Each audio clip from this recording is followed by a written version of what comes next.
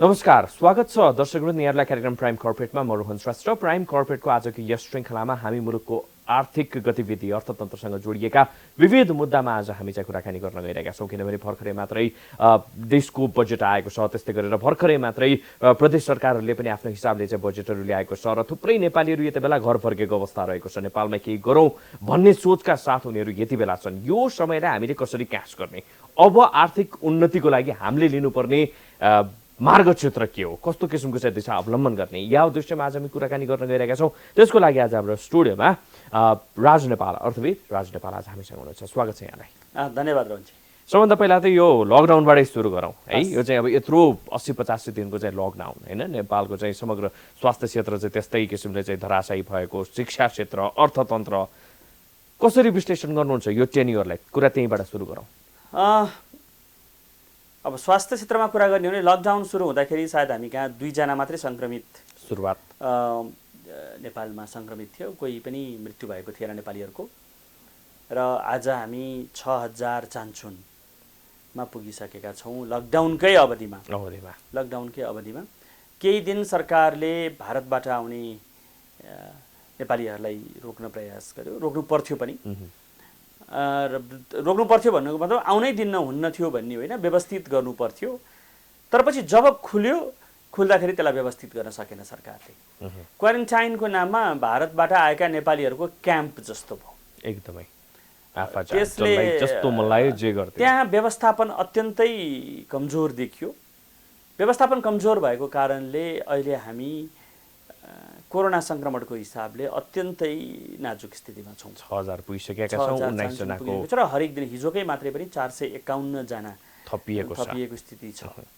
यसले नि यो पछिल्लो, अब मैले अघि पनि सुरुवातमा भने होइन, अब हामीले केन्द्रकै बजेट ल्याइसकेका छौँ आर्थिक वर्ष 2077-78 को लागि, र त्यस्तै गरेर हिजो मात्रै पनि प्रदेश सरकारहरूले बजेट चाहिँ ल्याएको छ। हुन त यो बजेट भन्ने चिज हरेक वर्ष चाहिँ आइरहेको छ, तर यो बजेटको चाहिँ फ्रुटफुलनेस नेपाली जनताले महसुस गरे कि गरेन त्यो आफ्नो ठाउँमा रहला, आफ्नो पाटोमा रहला। यद्यपि यो कोरोना भाइरसकै कारणले चैतबाट नेपालमा सुरु भयो, चैत, वैशाख, जेठ, असार, लगभग 4 महिना भनौँ। यसकै कारणले गर्दाखेरि नेपालको अर्थतन्त्रलाई डामाडोल बनायो भन्ने किसिमको चाहिँ विश्लेषण गरिरहेको छ। यो कतिसम्मको चाहिँ सही हुन आउँछ? यो आंशिक सत्य हो। पहिलो कुरो, चैतको 11बाट असारको आज हामी भर्खर 2 मा हुँदैछौँ, 3 महिना पनि भएको छैन। यसले 4 महिना होइन, ट्राइमेस्टर 4 महिना होइन, 4 महिना होइन, 3 महिना पनि भएको छैन।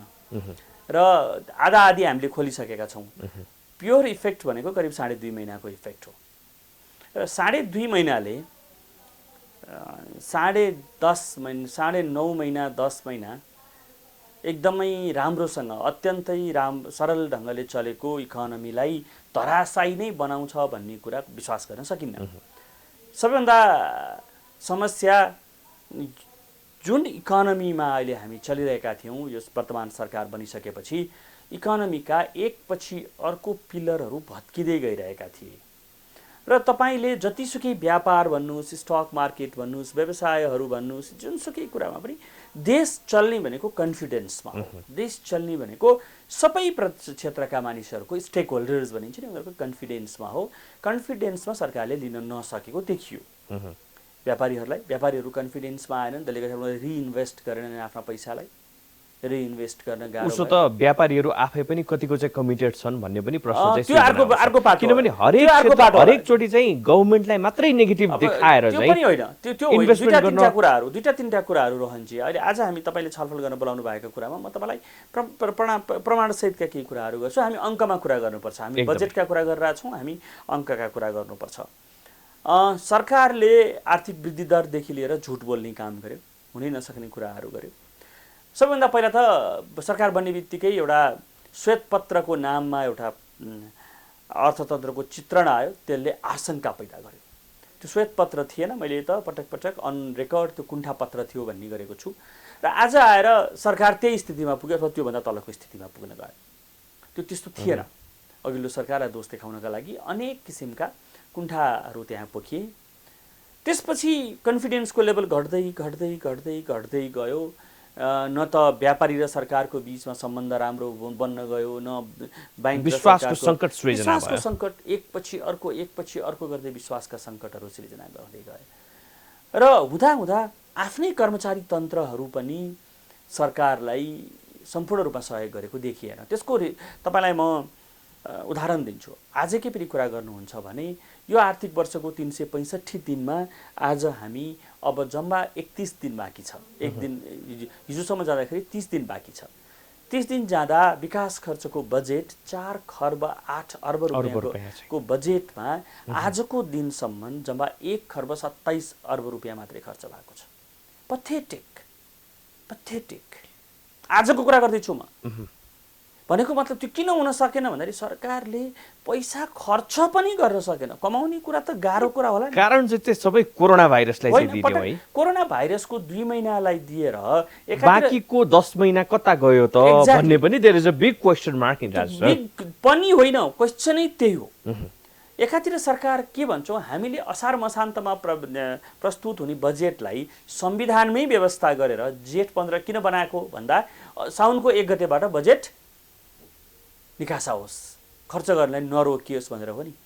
अहिले पनि तपाईँले हेर्नुभयो भने बजेट पास भएको 3 दिन भइसक्यो सदनबाट। यो कुरालाई ब्याकड्रपमा राख्ने, यो कुरालाई चाहिँ जगमा राख्ने हो भने नि हैन, व्हाट इज बजेट भन्नेमा नै यति बेला चाहिँ कन्फ्युजन के बजेट किन के का लागि भनेरै मान्छे चाहिँ एक्ज्याक्टली। अनि अझ तपाईँलाई म यसको कथा बताउँछु। अर्थतन्त्रको तपाईँले कुरा गरेको भएर कम्युनिस्टहरूमा एउटा अचम्मको बानी हुन्छ, बजेटको साइज ठुलो बनाइदिने, ठुलो देखाउने। जस्तै बजेट बनाउँदाखेरि के गर्नुभयो भनेदेखि 4 खर्ब रुपैयाँको विकास बजेट, 9 खर्ब रुपैयाँको चालु बजेट, चालु खर्च भने यसो हेर्दाखेरि त 1/3 र 2/3 को बजेट देखियो होइन। 2/3 चालु खर्च, 1/3 सामान्य हेर्दाखेरि। अहिले आएर के भयो त, खर्च हुने स्थितिमा आएर के भयो भन्नुहुन्छ भने तपाईँले 1 खर्ब 27 अर्ब रुपियाँ विकास बजेट खर्च भएको छ, 6 खर्ब 85 अर्ब रुपियाँ चालु खर्च भएको छ। तपाईँले हेर्नु नि 5 टाइम्स फरक छ। चालु खर्च बढी गर्नको लागि बजेटमा विकास खर्च बढी देखाउने तर खर्च नगर्ने प्रवृत्ति देखियो। त्यो अत्यन्तै डेन्जरस बाटो हो एक। र त्यसपछि तपाईँले अगाडिका रेकर्डहरू पनि हेर्न सक्नुहुन्छ। हाम्रो आफ्नो कमाइले चालु खर्च धानेर केही पैसा विकास खर्चको लागि पुग्थ्यो। हाम्रो आफ्नै कमाइले, देशको आफ्नो आन्तरिक स्रोत भनेको राजस्व सङ्कलन। तर अब यसपालिदेखि के भयो, पोहोर सालदेखि नै बिग्रेको, यसपालिदेखि के भयो भनेर भन्नुहुन्छ भने अब यसपालि तपाईँले कोरोनालाई दोष लगाउनु होला, व्यापारीले पैसा तिरेनन्, सर्वोच्चले आदेश दिएन, स्टे अर्डर गरिदियो भन्नु होला। ती सबै कुराहरू भनेका बहाना मात्रै हुन्। सरकारले, मैले आज बिहान पनि एक ठाउँमा इन्टरभ्यूमा भन्दै थिएँ, पहिलो साल हाम्रो नियम कानुन बनाउने वर्ष भनेर भन्यो, दोस्रो साल हाम्रो आधार वर्ष, जगको वर्ष भन्यो, यसपालि कोरोना वर्ष भन्छ। अब अर्को साललाई सरकारले के भन्छ, कोरोनाबाट रिकभरी वर्ष भन्छ। अनि 5औं वर्षलाई चुनाव वर्ष भन्छ। विकासको त रहेनछ। अनि कुरो चाहिँ के रहन्छ, समृद्धिमा नारामा चाहिँ के समृद्ध नेपाल, नारामा चाहिँ समृद्धि, व्यवहारमा चाहिँ के, व्यवहारमा छैन।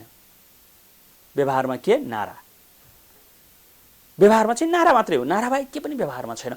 यो समस्या हो। कहाँनिर चाहिँ नेपाल सरकार चाहिँ चुक्यो, हाम्रो सरकार चाहिँ व्यवसाय हामीले धेरै अगाडिदेखि भनिरहेको, अन रेकर्ड भनिरहेको, अफ रेकर्ड भनिरहेका कुराहरू के हुन् भन्नुहुन्छ भने तपाईँले कहाँ गएर बुझ्नु पर्थ्यो भने सानोभन्दा सानो पसलको व्यापार भइराखेको छ कि छैन, नयाँ सडकको पसलको सरकारसँगै पैसा छैन भन्ने पैसा कसरी हो, एक्ज्याक्टली पैसा छैन। र हामी अत्यन्तै विकराल स्थितिमा, तपाईँलाई मैले अब नम्बर्समा बताउँछु एकदमै सरल भाषामा। आदरणीय दर्शक महानुभावहरू, म यहाँहरूलाई सरल भाषामा बताउँछु।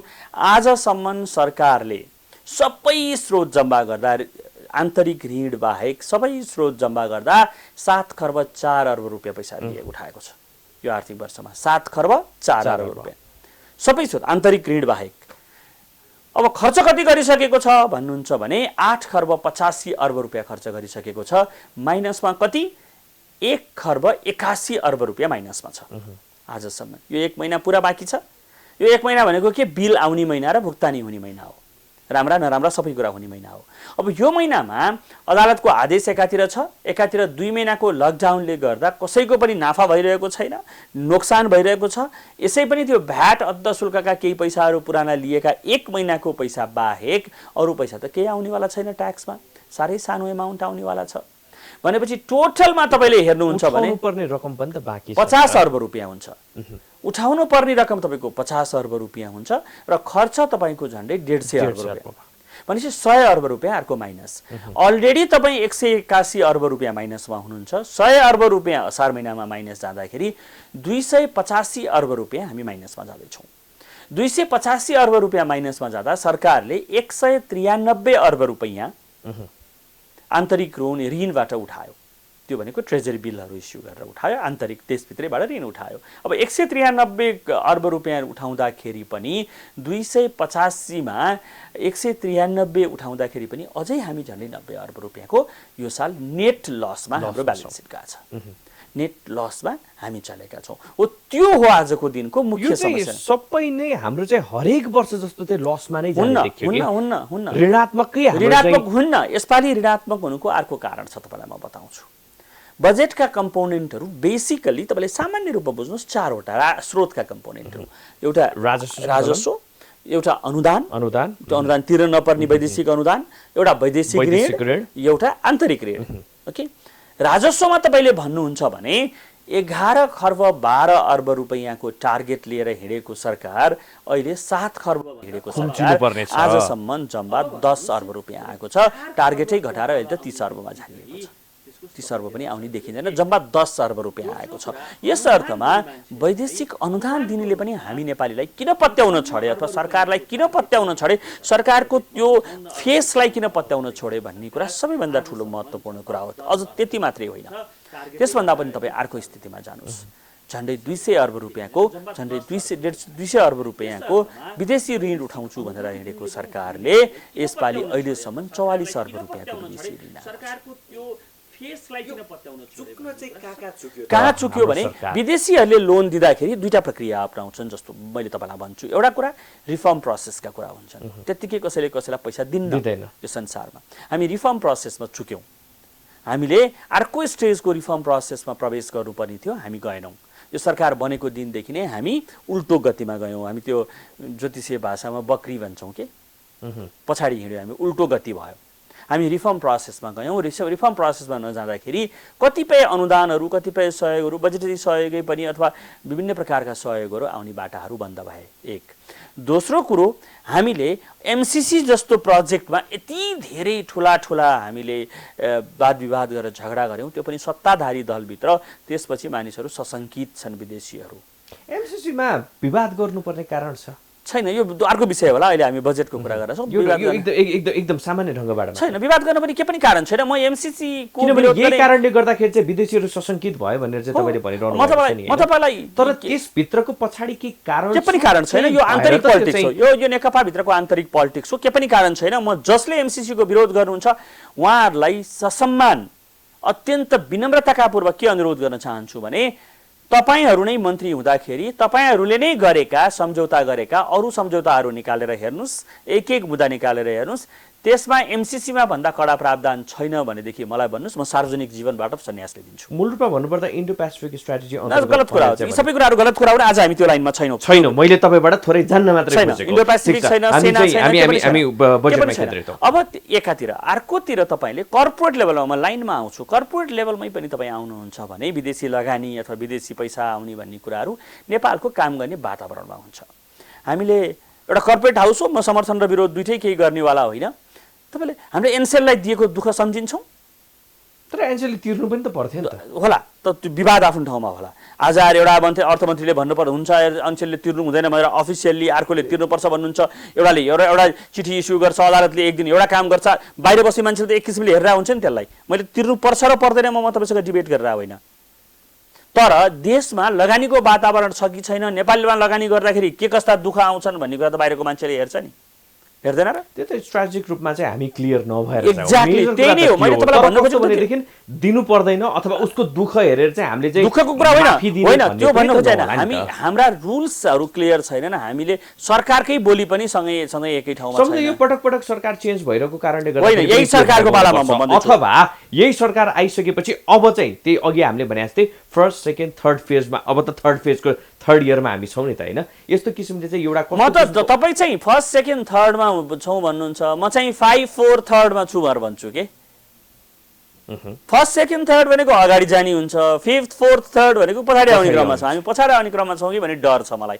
अब त्यो भयो, यी सबै कारणले गर्दाखेरि हामी एउटा त्यो हुन्छ, हामी रिफर्म प्रोसेसमा जान सकेनौँ, हाम्रो देशको लगानी गर्ने वातावरणहरू हुन सकेन, विवादहरू चरम रूपमा आए भन्ने बेलामा हामीले के भन्यौँ, ठिकै पनि होला, हामीले के भन्यौँ, धेरै वर्षपछि देशले स्थायी सरकार पाएको छ, एकदम झन्डै झन्डै 2/3 सरकार पाएको छ, अब देश उफ्रिन्छ, भ्यागुताको गतिमा उफ्रिन्छ भन्ने कुराहरू भन्यौँ।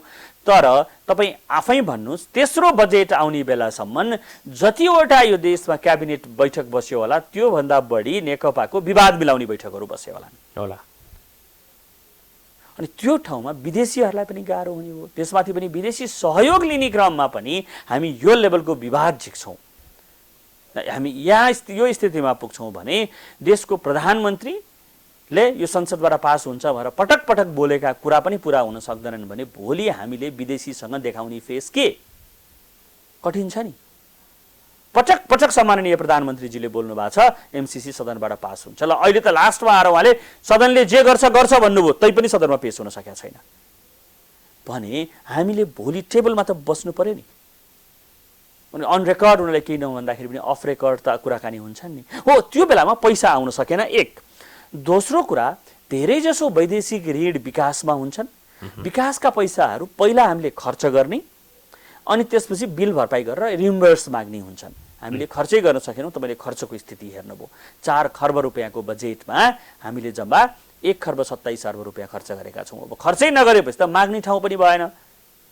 जब टेन्डरै हुँदैन, टेन्डरै पास हुँदैन, कामै सुरु हुँदैन, त्यो स्थितिमा त पैसा माग्ने पनि स्थिति भएन। अब स्रोतमा दुईटा। तेस्रो कुरा, यो अहिलेको मात्रै कुरा होइन, आर्थिक वर्ष सुरु भएको बेलादेखि ट्याक्स भ्याटहरू सबै कुराहरू घट्ने क्रममा थिए। यसको कारण के हो भने व्यवसायहरू फ्लोरिस गरिराखेका थिएनन्, मान्छेहरूको क्रय शक्ति बढ्न सकिरहेको थिएन।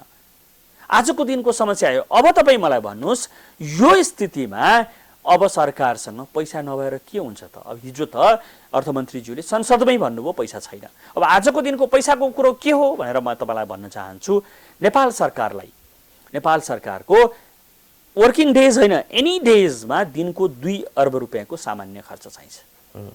झन्डै दिनको 2 अर्ब रुपियाँको सामान्य खर्च चाहिन्छ। अब दिनको 2 अर्ब रुपियाँ भनेको 60 अर्ब रुपियाँ महिनाको पैसा चाहिन्छ। यो महिनामा तपाईँले यो चालु खर्चको लागि मात्रै कुरा गर्दैछु म। अब तलब खुवाउने पैसा छैन, भोलि जेलमा भएका बन्दीहरूलाई सिधा दिने पैसा छैन, भोलि तपाईँले केही पनि गर्ने पैसा छैन। यस्तो स्थितिमा पनि दुर्भाग्य भन्छु म यसलाई, दुर्भाग्यवश त्यही भएर त सरकारले चाहिँ कर उठाउनको लागि चाहिँ कर उठाउने पैसा त्यत्रो पैसा छैन रोहनजी। अब यो साललाई तपाईँले कर केही अन्तःशुल्क भ्याटका कुराहरू सरकारको अन बिहाफमा व्यापारीले लिएको पैसा बाहेक अब ठुलो करको पैसा छैन। अब सरकार भन्छ विभिन्न स्रोत प्रयोग, विभिन्न सरकारी कोषहरू प्रयोग गर्छु भन्छ, त्यो धेरै ठुलो कुरा होइन। नेपाल टेलिकमसँग कति पैसा लिने? 2 अर्ब 4 अर्ब लिने होला। मुलुकलाई कहाँ लग्यो त त्यसमा? अप्ठ्यारो स्थितिमा, नामै लिएर भन्नुहुन्न, हामी अप्ठ्यारो स्थितिमा छौँ, एकदमै अप्ठ्यारो स्थितिमा छौँ। नेपाललाई यसको कन्सिक्वेन्सेस के हुन सक्छ? लोन पेमेन्ट डिफल्ट हुन सक्छौँ। लोनका हामीले पेमेन्ट गर्न पनि लोनका भाकाहरूमा हामी डिफल्ट हुन सक्छौँ। सरकारी कर्मचारीलाई तलब दिन नसक्ने स्थितिमा हामी हुन सक्छौँ। विकास निर्माणका कामहरू त ठप्प हुने नै भए।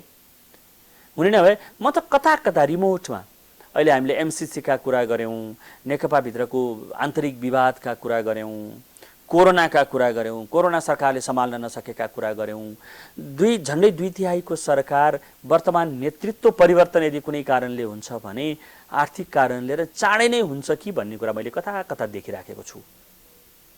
एमसीसी सबै यी कुराहरू चाहिँ गौण कुराहरू हुन आउँछ, मेजर रूपमा चाहिँ आर्थिक धराशायीको कारणले, किनभने पैसा माग्न जाने ठाउँ छैन। पैसा माग्न जाँदाखेरि तपाईँलाई के को लागि तिमीले पैसा युज गर्ने भन्छ पैसा दिने मान्छेले, होइन मसँग पैसा सकियो भनेपछि तिमीले यो काम किन गरेन? उनीहरूले त भनिराखेका थिए, सबैले भनिरहेको थिए, हामीले पनि भनिराखेका थियौँ यहाँ गलत छ भनेर। अहिले तपाईँ मलाई बताउनुहोस्, यो बेला शून्यमा गएको हो त? शून्यमा गएको होइन, तर हामी तलतिर लागिरहेको अवस्था हो। तलतिर लागिरहेको, हामी डाइभ हानिरहेका छौँ गरेर डाइभ हानिरहेको स्थिति हो। यो बेलामा तपाईँ मलाई भन्नुहोस्, अर्थमन्त्रीज्यूले बजेट बनाउँदाखेरि चालु खर्चमा निर्ममतापूर्वक कैँची चलाउनु पर्ने थिएन। सरकारले नै गठन गरेको सार्वजनिक खर्च पुनरावलोकन आयोगले दिएका सुझावलाई मानेर विभागहरूलाई गाभ्ने, विभिन्न आयोगहरूलाई खारेज गरिदिने, सामानहरू किन्ने कुराहरूलाई रोक्ने गर्नु पर्दैन थियो। र सर, विगतमा जे भयो भए, अब अगाडि कसरी बढ्नुपर्छ? किनभनेदेखि अब त्यो विगतलाई हेरेर चाहिँ हामीले वर्तमान अथवा अहिलेसम्मको यो 3 वर्षको टेन्युअरलाई हेरेर अब चाहिँ हाम्रो चाहिँ धराशायी नै भयो भन्ने किसिमले लाग्नुभन्दा पनि अब गर्नुपर्ने बाटो पनि त होला नि त, वे आउट पनि होला नि त। यस्तो हो, पहिलो कुरो त विगत होइन, हामी वर्तमानमा छौँ।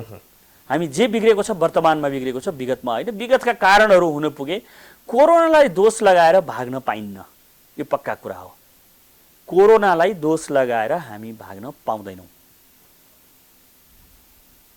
यो पक्का कुरा हो। आजको दिनमा मिडल क्लास फ्यामिली पनि धेरै हदसम्म अप्ठ्यारोमा परिसकेका छ, विपन्न वर्गको त कुरा परिजाओस्। अब गर्नु पर्यो के भन्दा सरकारले सार्वजनिक रूपमा प्रतिबद्धता गर्नु पर्यो। हामी फाइनान्सियल सेक्टर रिफर्म प्रोसेसमा जान्छौँ, हामी सार्वजनिक खर्चहरूलाई व्यापक रूपमा कटौती गर्छौँ, बजेटलाई आफ्ना कर्मचारी अथवा चाहिँ आफ्ना पार्टीका कार्यकर्ता पोस्ने माध्यम बनाउँदैनौँ, बाँदर धपाउने र घाँस छर्ने काममा अरबौँ रुपियाँ खर्च गर्दैनौँ, ती कुराहरू प्रोडक्टिभ ठाउँमा प्रयोग हुन्छन्, युवा परिचालन गर्ने नाउँमा अरबौँ रुपियाँ हामीले खर्च गर्दैनौँ भन्ने कुराहरू कमसेकम सरकारले त्यति त रियलाइज। यी कुराले मात्रै बिगारेको हो त? यी कुराले गर्दा अरू कुरामा ध्यान जान सकेन, काम हुन सकेन। सित्तैमा कसैले पैसा पाउँछ भनेदेखि त्यसले काम गर्दैन रोहनजी, एकदमै भएको त्यो हो। पैसा तपाईको हातमा सित्तैमा आउँछ भने तपाईँ काम गर्नुहुन्न, भएको त्यही नै हो। यी सबै मूलहरू बन्द अब यो चाहिँ कृषिमा चाहिँ अहिले विदेशबाट आएका म्यान पावरलाई चाहिँ रिटेन गरेर राख्ने, त्यस्तै गरेर चाहिँ कन्स्ट्रक्सनको कामलाई हामी अगाडि बढाउँछौँ हरेक चिजमा। अब म काठमाडौँ भ्यालीभित्रको मान्छे, सुन्नुहोस्, म काठमाडौँ भ्यालीभित्रको मान्छे, मेरो बुवासँग 10-8 रोपनी जग्गा पनि थियो र जागिर पनि थियो, पुरै त्यहीँ पनि गर्थ्यौँ। 3टा पेसा थियो, खेती थियो, जागिर पनि थियो, पुरै त्यहीँ पनि गर्थ्यो। बुझ्नुभयो? त्यो खेतीले हामी घरका सबै परिवार, मेरो बुवा आमा अथवा घरका अरू परिवारहरू फुल टाइम त्यो खेतीमा टाइम लगाउँदाखेरि त्यो खेतीले खान नपुगेर हामी अरू पेसामा लाग्न पर्या हो। त्यसले हामीलाई शानदार लाइफ दिइरहेको भएदेखि हामी अहिले अर्को पेसा खोज्नु पर्ने थिएन। त्यसैले अहिले विदेश गएका जो नेपालीहरू 45-50 लाख नेपालीहरू छन्, ती खेतीले खान नपुगेर विदेश जानुभएका हो, फर्केर आएर फेरि तिनीहरूलाई त्यही खेतीमा लगाउने भन्ने कुरा दिवा स्वप्न मात्रै हो। खेतीले फर्केर आउने ती 10औं लाख मान्छेलाई 365 दिन काम दिन सक्दैन, कृषिले काम दिन सक्दैन। यो कुरामा हामी सबैजना क्लियर हौं। तर मूलभूत रूपमा त हामीले कृषिलाई नै त्यो त के भने तपाईले बोल्ने कुराहरू नपाएर हामी बोलिरहेका छौं। म पनि भाषण गर्नु पर्यो भने त्यही बोल्छु होला। नेपालको लागि त एकदम कृषि नै हो रे सबैभन्दा गलत कुरा हो, गलत कुरा हो। तपाईलाई अझै अर्को कुरा बताउँछु म। नेपालको जीडीपीमा झन्डै 36% योगदान 3 नम्बर प्रदेशले दिन्छ। 3 नम्बर प्रदेशको जीडीपीमा योगदान थोक र खुद्रा व्यापारले दिन्छ। अरु 6 वटा प्रदेशका मात्रै कृषि हो। ध्यान दिनुपर्छ के त त्यसमा? ध्यान दिनुपर्ने भनेको स्वरोजगारका कुराहरू, एनीथिङ, आयात प्रतिस्थापनका कुराहरू। कृषि इज अल्सो काइन्ड अफ स्वरोजगार पनि हो, तर कृषिले मात्रै पुग्दैन भन्न खोजेँ मैले तपाईलाई। अनि कृषिका व्यापक आधुनिकीकरणहरू, तपाईले कृषि भन्ने बित्तिकै 5 चीजलाई ध्यान दिनुपर्छ। सरकार तयार छ, बिउ, मल, उपकरण, प्राविधिक सेवा र बजार। बजार खोइ झलझली आँख तपाईको टेलिभिजनमा बन्दाकोपीमा डोजर लगाइरहेका, आफैले उत्पादन गरेको चल्लालाई लगेर खाल्डोमा गाडिरहेका, अनि खेरि इन्डियाबाट आएका ट्रक घुर्र आफ्नो अगाडि हिँड्दा हुन्छ। तर यही भक्तपुरमा फलेको चिज चाहिँ काठमाडौँसम्म ल्याइपुर्याउनु लकडाउन लागेर खाल्डोमा पुरिरहेको देख्दा देख्दै तपाई म मेरो भएको जग्गामा आफूलाई चाहिने बाहेक व्यावसायिक खेती गर्न तयार हुन्छु।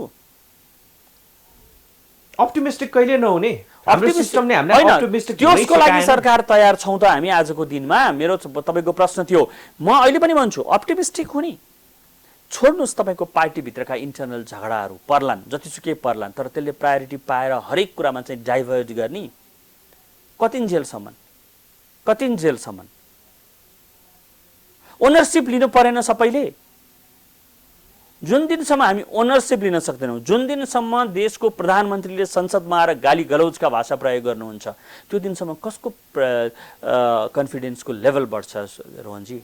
म त यस्तो दिन आओस्, आहा आज मेरो प्रधानमन्त्री टेलिभिजनमा आउँदै हुनुहुन्छ भनेर घरमा खाना चाँडै खाएर टेलिभिजन अगाडि बस्ने दिन आउनुपर्ने हो नि त। आजको दिनमा त आशा गर्ने ठाउँ कहीँ छैन है। छ, आशा गर्ने ठाउँ छ, बिन्दु छ। मैले फेरि यहाँलाई भने, प्रत्यक्ष रूपमा भने, म त आर्थिक कारणले यो जुन तपाईँको मैले अङ्क प्रस्तुत गरेँ त्यो अङ्कले सरकार परिवर्तनको सङ्केत देखिराखेको छु। चल्दैन, तपाईँलाई असार चलाउन साह्रै गाह्रो छ सरकारलाई। लकडाउन खोल्न सक्ने स्थितिमा सरकार छैन, लकडाउन एकदमै अप्ठ्यारो स्थितिमा छ। खोल्यो भने एउटा समस्या आउँछ, बन्द गर्दाखेरि अर्को समस्या आइराखेको छ। लकडाउन खोलेको भोलिपल्ट जादुको छडीको जस्तो गरेर प्रेसरै बढी हुन्छ है त्यसको। पब्लिक प्रेसरै हो। तपाईँले खोल्दाखेरि नि पब्लिक प्रेसर छ, बन्द गर्दाखेरि नि पब्लिक प्रेसर छ। किन सरकारले त्यसलाई म्यानेज गर्न नसकेको? लकडाउन सरकार परिवर्तनको परिकल्पना अहिलेको बेलामा फेरि त्यो अहिलेको बेला भनि नै हुँदैन। जब बिग्रिन्छ तब कसैले न कसैले आएर सम्हाल्न त पर्यो नि। मुलुक भ्याक्युममा जाला नि? जान्न कसैले आएर सम्हाल्छ। जस्तोसुकै परिस्थितिमा पनि कम्पिटेन्ट लिडर्सहरू त समाजमा हुनुहुन्छ नि, पार्टीमा। सिस्टम और सरकार, आजको दिनको समस्या भनेको सिस्टम सरकारले बिगारेको हो कि भन्ने कुरामा म विश्वस्त छु। वर्तमान सरकारलाई बढी दोष दिनुपर्छ। 3 वर्षको अवधिमा आएर 2.5 वर्षभन्दा बढीको अवधि तेस्रो बजेट प्रस्तुत गर्दासम्म पनि आएर यसपालिको बजेटलाई त मैले पटक पटक भनेको छु, अर्थमन्त्रीज्यूले हात उठाउनु भएको बजेट हो। मैले केही गर्न सक्दिनँ भनेर उठाउनु भएको बजेट हो त्यो। कुनै मैले खर्च कटौती गर्न सक्दिनँ, म पार्टीका कार्यकर्ताहरूका पैसालाई 1 पैसा पनि तलमाथि गर्न सक्दिनँ, तर म विकास खर्च गर्न पनि सक्दिनँ, मैले स्रोत पनि जुटाउन सक्दिनँ, खर्च पनि गर्न सक्दिनँ। तर मेरा केही कमिटमेन्टहरू छन् पार्टीप्रति, ती कमिटमेन्टहरू मैले पुरा नगरी हुन्न भन्ने बजेट हो यसपालिको। हात उठाइएको बजेट हो। यसबाट आशा गर्ने ठाउँ सबैभन्दा मूलभूत रूपमा चाहिँ स्रोत व्यवस्थापनै रह्यो है हाम्रो लागि। स्रोत म्यानेजमेन्ट बढिरह्यो र तपाईँले लकडाउन खोल्ने बित्तिकै फेरि खरबौं रुपियाँ ट्याक्स आउँछ भन्ने कुरा कल्पना गर्नुहोस्। होइन, अब के त त्यसपछि अब यो स्रोत व्यवस्थापन, स्रोत म्यानेजमेन्टकै उपाय पनि त होला। पैसा खोज्ने नै हो, तर पैसा खोज्नको लागि फेस हुन्छ। तपाईँले को फेस लिएर पैसा खोज्ने भन्ने यो फेसबाट पैसा आउँछ गाह्रो छ, धेरै कठिन देखिराखेको छु। किन भन्नुहुन्छ भने हामीले गाली गलौजका भाषा कसैका लागि पनि कम राखेका छैनौँ, चाहे इन्टरनल होस् चाहे एक्सटर्नल होस्। चाहे हामीले भारतीय विस्तारवाद र अमेरिकी साम्राज्यवाद भनेर सधैँ भनेको जति पैसा आउन्न, तर मुलुकको स्वाभिमान पनि त एउटा कुरा। स्वाभिमानमा ती शब्दहरू प्रयोग भएर मात्रै स्वाभिमान बाँच्छ भनेदेखि त अब भोको पेटमै प्रजातन्त्र चलाउनु पर्ने होला। गणेशमान सिंहले त त्यस्तो हुन्न भन्नुभएको छ। सबै कुरा उतै डिपेन्ड हुनुपर्ने बेला डिपेन्डेन्ट कसले हुने भनेको हो र, तर आत्मनिर्भरताको एउटा बिजारोपण पनि आत्मनिर्भर हुने कुरामा कसैले रोकेकै होइन। पहिलो कुरा ग्लोबलाइजेसन भनेको आत्मनिर्भरता र ग्लोबलाइजेसनलाई दुईटा अर्थमा बुझ्नु भएन। आजको दिनमा ग्लोबलाइजेसन हो, हामी एक्लैले केही गर्न सक्दैनौँ भन्ने कुरा हो। किनभने अहिले त युगै ग्लोबलाइजेसनको भनेर तपाईँ चाहिँ म अरू कहाँबाट इम्पोर्ट गरेको केही पनि चिज प्रयोग गर्दिनँ भनेर गाडीमा तेल हाल्ने, त्यो पनि नहोला। तर अरूसँग हामीले चाहिँ काँधमा काँध मिलाउने हो भने आफूसँग पनि केही कुरा त हुनु पर्ला। त्यसको लागि हामी चाहिँ लाग्ने कि नलाग्ने लाग्ने। तर तपाईँ कस्तो गर्नु, हामी कस्तो गर्दैछौँ भन्नुहुन्छ भने विद्युत खेर जाँदैछ, हामी विद्युतको गाडी इम्पोर्ट गरेर पेट्रोललाई विस्थापित गरौँ भन्दाखेरि विद्युतको गाडीको प्राइस बढाउँछौँ हामी। र त्यसलाई दोष केलाई दिन्छौँ? विलासी मान्छेले प्रयोग गरे। गरौँ न त, देशकै वस्तु विलासी प्रयोग गर्ने मान्छेले देशको वस्तु प्रयोग गरे यार, देशको उत्पादन प्रयोग गरे, होइन र? हामीले देखेको कुरा हो, अस्ति मात्रैको कुरा हो। राष्ट्रवादको परिभाषा कमसे कम माटोसँग जोडौँ, राष्ट्रवादको परिभाषा कमसे कम जनतासँग जोडौँ, राष्ट्रवादको परिभाषा नारामा सीमित नहोस् भन्छ। त्यति हो मैले बुझेको कुरा। योबाट अहिलेको कन्टेम्पोरेरी सोसाइटीबाट, अहिलेको कन्टेम्पोरेरी फेसेसबाट त्यो आशा छैन। गाह्रो भयो। तपाईँलाई म प्रतिप्रश्न गर्छु, पत्रकारलाई प्रश्न गर्न मिल्छ, म पनि अलिअलि काम गरे हौ। तपाईँ 2 वर्ष अगाडि आर्थिक क्षेत्रका विभिन्न व्यक्तित्वहरूसँग इन्टरभ्यू लिँदाखेरि उहाँहरूका आशावादिता जति थियो अहिले त्यति नै पाउनुहुन्छ? धेरै कम पाउनुहुन्छ। र अझ तपाईँलाई म अर्को प्रश्न गर्छु, सत्ताधारी पार्टीकै व्यक्तित्वहरूबाट हिजो जुन रूपले उहाँले डिफेन्ड गर्नुहुन्थ्यो आर्थिक सामाजिक पोलिसीलाई आज डिफेन्ड गरेको पाउनुहुन्छ? त्यो त क्रिस्टल क्लियर छ। हामीले फेसबुक ट्विटरमा एउटा सानो कुरा लेख्दाखेरि हिजो 100 जनाले गाली गर्नुहुन्थ्यो भने आज हामीलाई एउटा पनि गाली आउन छोडिसकेको छ सत्ताधारी पार्टीका समर्थकहरूबाट। किन डिफेन्ड गर्ने ठाउँ कहीँ पनि छैन। सार्वजनिक रूपमा बहस गर्न सकिने कुराहरू भए। अब यो तपाईँलाई मैले जुन अङ्क भनेको थिएँ मेरो अङ्क होइन, यो महालेखा नियन्त्रकको कार्यालयले निकालेको। हामी अब समयको अन्त्यतिर छौँ, कन्क्लुजनतिर पनि जानु पर्यो। सधैँ यही हो त? सधैँ यस्तै नियति हो त नेपालीले? होइन, नियति हो। तपाईँ विगत होस् अथवा वर्तमान होस्। विगत थिएन। आई टेल यु समथिङ, विगत थिएन। 48 सालमा जुन बेलामा पञ्चायत शासनबाट यो बहुदलीय शासन व्यवस्थामा आएको थियो, बजेटको 40% रकम विदेशी ऋण तिर्नको लागि सामा र ब्याज तिर्नलाई जान्थ्यो। त्यस्तो इकोनोमीलाई स्ट्रङ इकोनोमी बनाएर 12 वर्षको हिंसात्मक आन्दोलनमा पनि केही नहुने गरेर इकोनोमी बनाइदिएर छोडेको इकोनोमी आज 2 वर्षमा ध्वस्त बनाउने काम भयो। अब फेरि मैले फेरि भन्दैछु, यो फेस हो। यो फेसमा केही समस्या छन् अहिले आजको दिनमा। त्यसलाई अब अरूले बुझेर हुन्न, नेकपाका साथीहरूले बुझ्नुपर्छ। नेपाल कम्युनिस्ट पार्टीका सांसदहरूले नेकपामा मात्रै रह्यो, त्यहाँ मात्रै रह्यो, अन्त कहीँ पनि रहेन। त्यसमा पनि अब कसमा रह्यो भने नेकपाको टप ब्रासमा रह्यो, केन्द्रीय समितिमा रह्यो, पोलिट ब्युरो अथवा वाटेभर उहाँहरूको के भन्नुहुन्छ त्यहाँ रह्यो। अब बुझ्छन् होला, आशा त्यही गरौँ। धन्यवाद मोहनजी। राजु धेरै धन्यवाद हाम्रो स्टुडियोमा आइदिनु भयो, आफ्नो विचार राखिदिनु भयो। दर्शक यहाँलाई पनि धेरै धेरै धन्यवाद आज हामीलाई साथ दिनुभएकोमा। हेर्दै रहनुहोला प्राइम टाइम्स टेलिभिजन। नमस्कार।